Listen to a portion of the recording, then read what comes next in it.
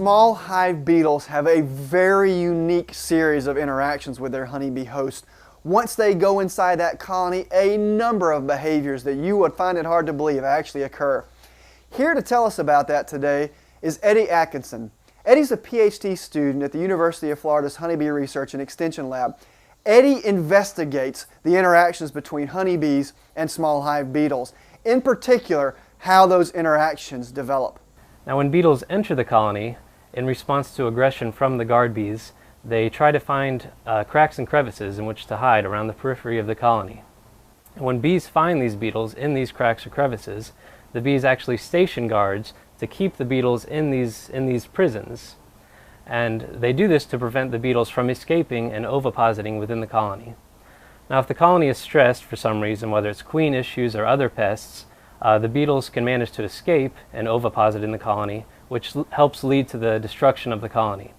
But in strong colonies, the bees can keep the beetles in there indefinitely. Small hive beetles don't just starve to death while they're sitting in those bee prisons. In fact, they've got a very interesting behavior where they're able to solicit food from their bee host. Take a look at this video. In this video, a small hive beetle has approached the edge of a prison, and the bee guard is standing there wanting to keep the beetle from escaping.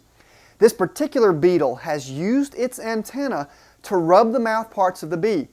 Rather than the bee attacking it, it's been touched in the right spot and it begins offering food for the small hive beetle. Believe it or not, small hive beetles are able to trick their bee captors into feeding them while in prison. As we slow this picture down, you'll actually notice how the small hive beetle's antenna are very intricately massaging the mandibles of the bee. This causes the bee to regurgitate nectar or honey from which the small hive beetle just sits there and eats. After the small hive beetle is finished feeding, he or she will go right back down into prison, waiting for a chance to escape.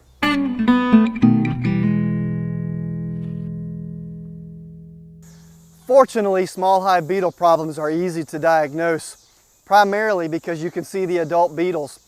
Adult beetles are about the size of a bee's head and thorax, and when you take the lid off of a colony, you can see them scurrying around, or if you're doing work on the bottom board or on the outer frames where beetles like to hang out.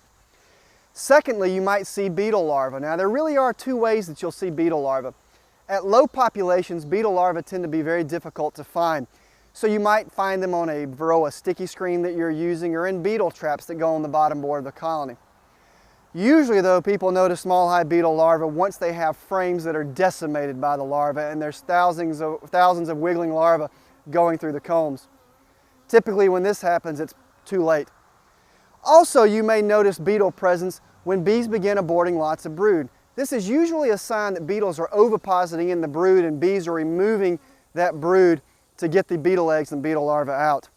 All of this problem usually causes honey to ferment, and the honey will bleed out of the combs and can even bleed out of the joints of colonies.